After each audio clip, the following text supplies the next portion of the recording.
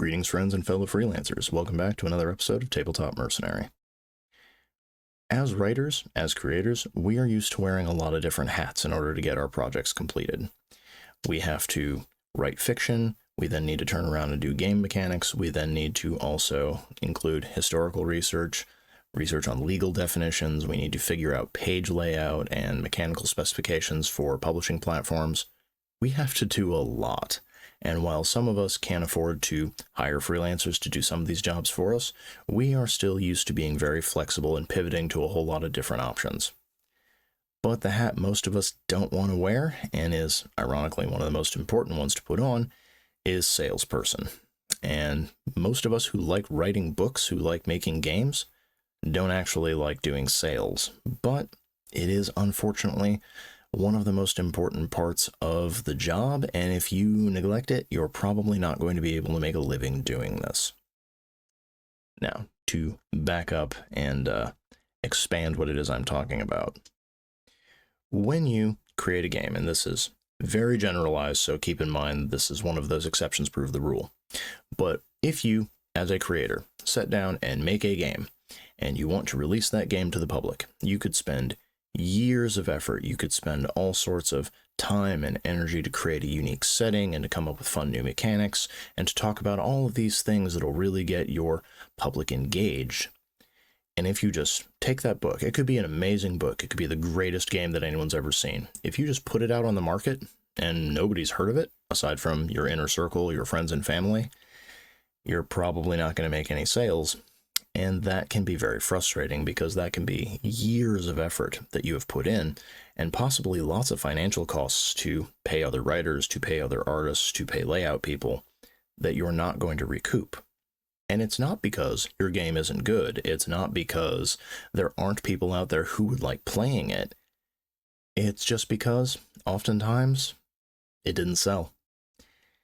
And this is seemingly self-evident. Obviously, if you make a product and nobody buys it, you don't make any money off of it. That's basic economics. But selling isn't a matter of quality. It isn't a matter of some mystical choice of the market deciding which games are good and which games are bad, and good games will make sales and bad games will be forgotten at the bottom of the bin. Sales is, in a lot of ways, almost literally the Roman Colosseum. It's about how much show did you put in? How many people know about you? Do you have an easy to remember catchphrase? Did you have a video go viral? Any of these things could make your game sell really well, regardless of the quality of it. As I so often remind folks who get down on their own writing, 50 Shades of Grey made the author millions, not because the book is good, but because people bought it. So, if you remind yourself that the thing you made is good, or that the game you put together is a lot of fun to play, the quality isn't the question. The question is, how are you going to move copies of it? Once you sit down and ask yourself that question, that's when you start getting into the second half of the job and the second half of the process. Because at the end of the day, you're going to have to write as many games or put out as many supplements as it takes for you to make the sales to bring in the money to pay your bills. Let's talk numbers and let's talk about some examples. Now, I'm going to use some mixed media examples here, so bear with me. But for folks who haven't watched my earlier videos on this channel, I did not actually set out to become a TTRPG creator. I sort of fell into this part of the publishing industry by accident. When I first set out, I wanted to be a novelist, and I have written several novels that are on the market. For example, my recently re-released book of Old Soldiers, which, for those who have enjoyed Space Marines, dystopias, and cutting-edge sci-fi thrillers, check it out. But this book took me roughly a year to write in the first place, and several years after that to find a publisher for. So that was the math I was dealing with in my mind, is how many copies of this would I need to sell in order to make up for that year that I spent writing it, and for all the other years where I was trying to find a home for it. So I'm going to give some rough numbers here, but according to the contract that I have, I make roughly $2 to $3 per sale of this novel, which is, as I understand it, fairly average for the industry, especially the level of the industry I operate at. So in order to make what I think would be enough money to survive on without really worrying too much for my needs at the level I'm at, I would need to sell about 10,000 copies of this novel every year. Can that be done? Theoretically. If something were to happen, either my name gets really popular, or the story really gets out there, or let's say, and this will probably date the video, but let's say that Book Talk grabs a hold of it and loses their mind, and everyone just has to have a copy of it, and they have to find out what it is this amazing story is all about. It could theoretically happen.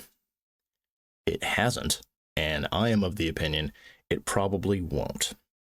So, I have to go back and I have to write new stuff. I have to put out other books such as my hard-boiled cat novels, which have done significantly better, but not 10,000 copies a year better. And the same is true with tabletop RPGs. I put out Army Men a little while ago. For folks who haven't tried it, please give it a look. It's a lot of fun. But while there was a Kickstarter for this book, and it did get enough to get funded, it was not enough that I could just kick up my feet and live in the lap of luxury. And again, Kickstarters, much like finished projects, you're selling someone on a promise of an idea, which is even harder than selling something they can actually look at and get reviews from people who have tried it, because it's not technically done yet. But those who have seen crowdfunding campaigns who have been on Kickstarter, it's entirely possible for you to fund years to several years of your life based on what you earn from people who back your idea. And it's one of those of, if for some reason the Kickstarter for Army Men had exploded way bigger than it had, and we had gotten, hundreds of thousands of dollars of backing, all of that would not have gone into my pockets. That was not a one-man operation. But at the end of the day, I would have had probably enough money to buy a house, even in this particular economy. And that is saying something. It didn't happen, but it could have. And that is the thing that is important to remember when it comes to sales. You have to do it, you have to come up with strategies for it, but even the best laid plans of mice and men may amount to nothing. What you're doing is essentially rolling the dice. Every time you create a game, every time you create a supplement, every time you write a novel, or you put out an audio drama, or make a video just like this one, you are just casting your die and hoping that with all of the factors at play, it happens to do what you want it to do, and the market grabs hold of it. Which means that you might roll a natural 20 on that first die cast, and amazing, bestseller status, everyone knows your name, everyone loves you. I would say this is not uncommon for certain books that we sort of hold up as examples. I believe it was To Kill a Mockingbird or Catcher in the Rye. It was one of those two. Correct me in the comments if you happen to know which one I'm talking about. But the author wrote one book, the one book was released, and everyone thought it was amazing. It became an instant literary classic and is read for decades from that point onward.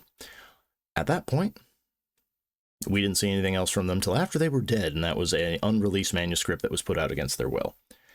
But that is one of those of shows up, does the impossible, and leaves. Exceptions prove the rule. That's not something most of us are going to be able to do. At the same time, you might sit down and put together a game, a book, a video, whatever it is, that is very carefully crafted to be both very entertaining, to be very enjoyable, to have an affordable price point. If it's even got a price at all, it might be free to watch. But even if you massage all those metrics, if you look at everything that the audience wants, if you look at what will make the algorithm happy, there's still no guarantee that it's going to go where you want it to go. People might just not pay attention to it. This is a phenomenon you see often if you're a creator long enough of, you'll see that piece of art or that game or that book that you spent all this time and energy on, which is your tiny little creative child. It's get completely ignored, nobody cares. And then a thing that you just threw together in a week because you had a fun little idea and you just kicked it off, that's what people pay attention to. That's the thing that gets hundreds of thousands of views and dozens of comments and sales over and over and across the board. That's the thing people love, and in some cases it might be what you become known for. Sales is a wild area to be in, and it can be very frustrating because with all of the metrics out there, with all of the numbers, all of the modifiers, there's still no guarantee whether you're going to roll a 1 or a 20. But if you never roll at all, then there's probably no reason to expect to get a good result. And I have some thoughts on things that have worked for specific sales strategies. If that's a thing folks would like to see a video on in the future, please let me know in the comments. I will sit down, I will put together a bulleted list, and I will tell folks what's worked for me and what hasn't worked for me and what I would recommend based on where you happen to be in life and in your career. But today I mostly just wanted to have something of a philosophy realignment because so many of us get caught up in the actual creative part of the process. We get caught up in writing the book or making the game or doing whatever it is that we want to do to have the finished product, forgetting that just because it's done, that doesn't magically make it popular. And I also wanted to reiterate, to remind people, the financial success of a product is not necessarily reflective of quality. So if you see something that is making huge amounts of sales or is winning all of these, medal awards for how many copies it's moved, that doesn't mean it's a good game. It doesn't mean it's a good product. You would think it would, but that's not necessarily true. Same for the bestseller list. Of just because 50 Shades of Grey moved hundreds of thousands of copies doesn't make it a good book. It means that the public was interested enough to pick up copies to figure out what it was for themselves. Conversely, just because something sells few copies or very few people have heard of it doesn't mean it's bad. We've all had those indie bands that us and 6 other people have heard of that we think are amazing and that maybe eventually the public hears about. And they wonder, how was this being kept under a rock all this time?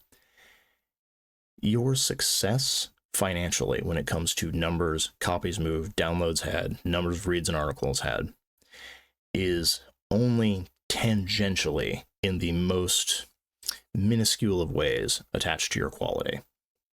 Having a quality product helps you move copies, helps you get more popular, but it's not required. And I mostly wanted to remind people of that because it is a fiction that so many of us buy into, that if something succeeds financially, it is because it must be a good product. And if something fails, it's because the creator wasn't good enough, or the product wasn't good, or the game was bad, or whatever it is. And lots of us can internalize that, and we can let it discourage us. So, a reminder that A, you really need to work on sales, and if you don't have a plan for it, make sure you do. And B, sales is not a mark of your quality of your product, or the quality of your game, your book, your idea. And don't couple them together. Be practical. Understand what you need to do in order to succeed. But don't get your ego tied up in that number, because once you do, that's when things can become a problem for you. But that's my thoughts on the philosophy of sales, marketing, and what you need to do in order to keep your bills paid. If anyone has specific questions of this week's topic, please leave them down in the comments below. And as I mentioned earlier, if you would like a more nuts and bolts approach to sales in a future episode of the show, let me know, and I will start cobbling together a list of things that I have done that have worked and things I have done that have not worked. But until then, this is your Tabletop Mercenary, signing off. First and foremost, thank you for staying to the end of this episode of Tabletop Mercenary. If there's a question you have about being an RPG creator, please don't hesitate to put it in the comments below so I can address it in a future episode. If you want to help me keep the lights on and keep this show going, then please consider subscribing to the channel, liking the video, and giving it a share on your own social media pages to help boost the signal. Lastly, if you really enjoyed this episode, please consider leaving a tip by buying me a Ko-fi or becoming a Patreon patron at the links in the video description below. You'll find me on both sites under the name The Literary Mercenary.